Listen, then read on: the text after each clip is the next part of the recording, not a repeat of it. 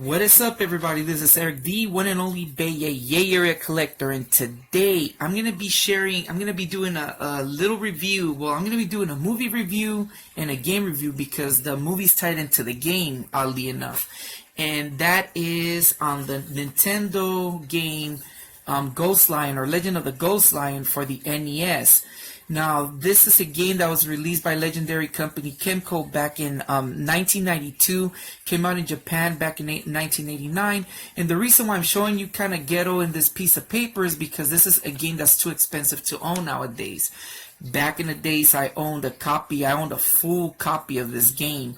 Thanks to the San Jose flea market, I first discovered this game by looking at a Nintendo Power magazine issue, and the game came out. This game is actually an RPG, very similar to the Dragon Quest series, but there's a little bit of a twist to the game. Like I mentioned right now, this game also tied into a movie, and oddly enough, I did not know this for so many years until just recently.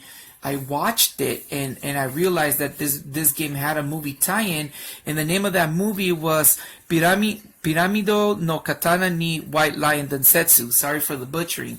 And this movie came out back like around 1988 and 1989, and the only famous actor, well, pretty famous not so famous, but the only known actress that came out was the main character, Maria. And it was played by Anne-Marie McEvoy. Now, who is she?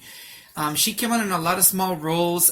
She's more notably known for some episodes that she made in Full House, and also in the movies, the Children of the Corn series. She made a couple of those. But going back to the Full House the Full House series, she is the character of Kathy Santoni. And she first came out in a couple of episodes. First came out when DJ and Kimmy, they were going back to junior high, and they were starting junior high, and they were all lost. And then so a girl reached out to them and said, "Hi DJ, hi Kimmy," and they're like asking this girl, "Who are you?" And she's like, "It's me, Kathy Santoni." And then they go, "Kathy Santoni?" Yeah, so it's that girl played the role of the movie character. Her name is Maria, also the main character in the video game. Now, I'm going to talk briefly about the movie. Basically, the movie's about this spoiled little brat named Maria who goes with her mom to Egypt and travels to go in search of the legendary Ghost Lion.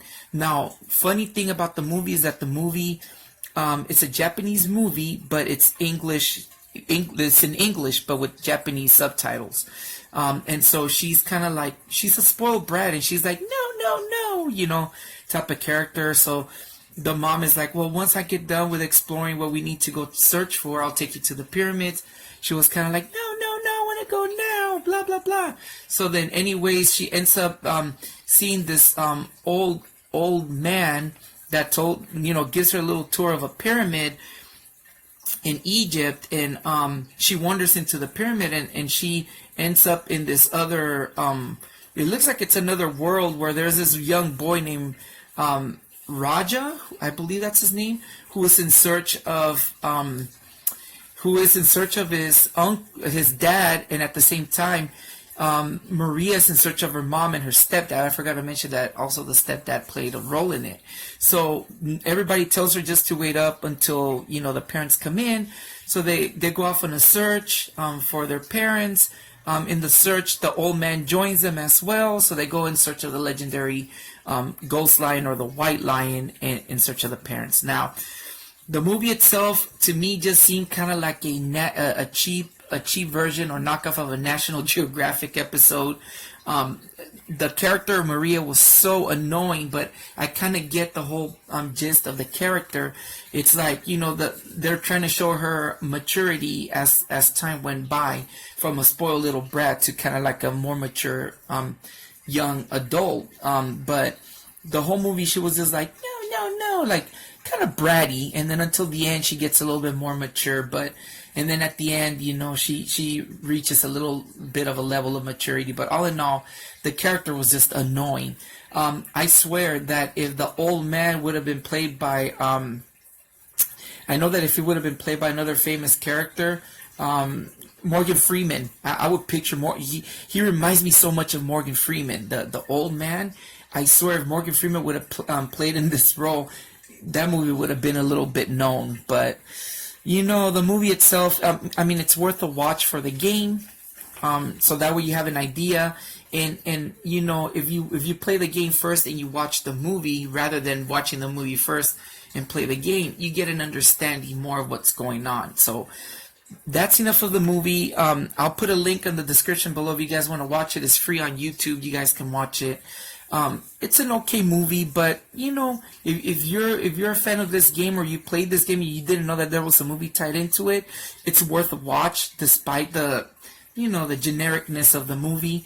But going back to the game, like I said, made by Kemco. Kemco, a very legendary company, very well known when they merged with Kemco Seika to release such games as The Uninvited, Deja Vu, Shadowgate, to name a few. And Kemco by itself released the Sword of Hope series on the Game Boy Color. So it's a very well known company. This is considered to be a rather rare game.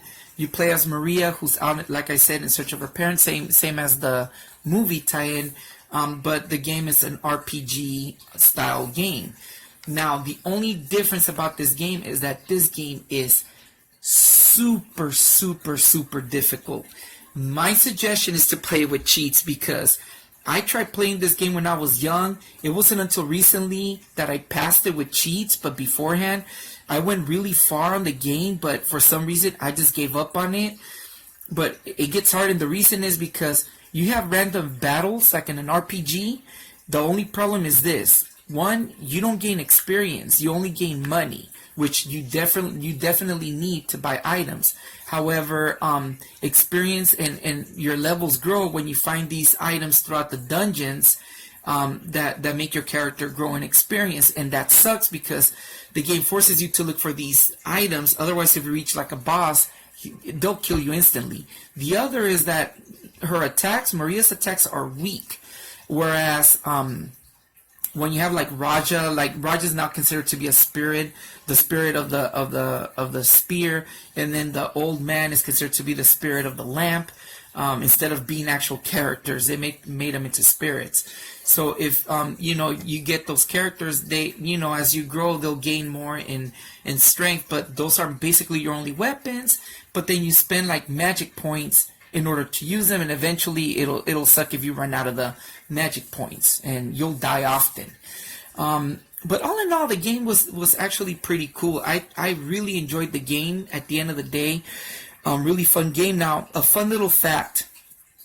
If you look closely at the character, there's like this young teenage girl that doesn't fit into the game, kind of like a 80s style, dressed in kind of like a, what was that movie where like Flashdance or whatever looking character.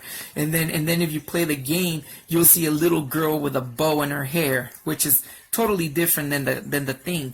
My theory is this.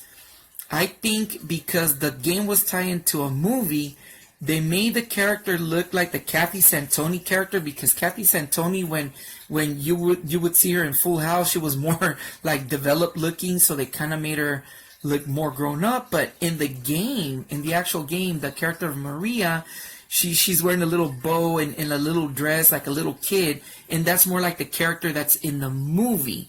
So I believe that that's the reason why they have the character.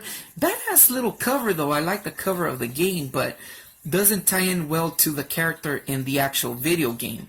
But I think that's the theory. If you were to watch the movie, then you'll put two and two together and be like, that's the reason why they did this. But anyways, very cool game. I highly suggest you guys give it a shot.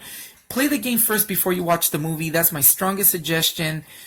Rather than watching the movie first, unless you feel like you want to watch it, because I feel like you'll appreciate the movie a little bit more once you play the game, rather than watching the movie first and then playing the game. So play the game first, then watch the movie, and then you'll kind of put two and two together, and it kind of tells you the story. They're a little bit different. In the video game, Maria is from a town where her mom and her dad go off and look for the ghost lion to investigate attacks that has been appearing. Whereas in the movie, it's like an archaeologist person that goes and researches the white lion and for some reason gets lost. I don't want to spoil the movie, but really interesting, very interesting game and very interesting movie that that ties it in pretty good together. So anyways, hope you guys enjoy the game. I'll let you guys see a little bit of the gameplay of the video game. This has been Eric the Bear Collector. I'm gonna go ahead and put a link of that movie again down below. So you guys take care. Peace out.